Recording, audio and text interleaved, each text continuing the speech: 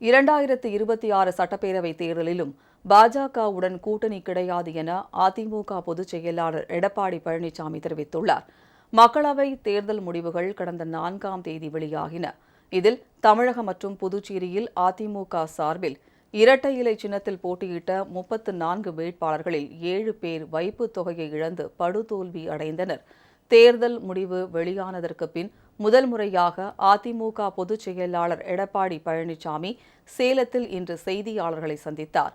அப்போது பேசிய அவர், மாநிலம் முழுவதும் அதிமுக வேட்பாளர்களை ஆதரித்து தான் மட்டுமே பரப்புரை செய்ததாக கூறினார்.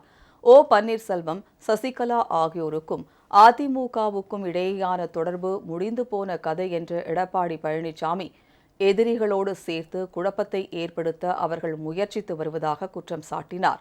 பாஜகவுடன் கூட்டணி இருந்திருந்தால் அதிமுக வென்றிருக்கும் என்ற SP வேலுமணி பேச்சுக்கு பதிலளித்த அவர், தேர்தலில் வந்திருந்தால் என்ற பேச்சுக்கே இடமில்லை என்றார்.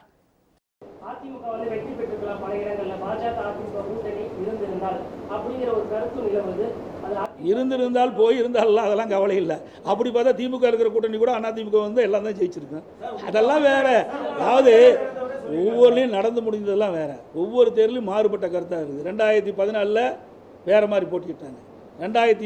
அதுக்கு அடுத்த வருது 2019 வேறு, 2024 இப்படி மாறுபட்ட கூட்டணிலாம் மாறி மாறி அமைச்சிட்டு இருப்பாங்க.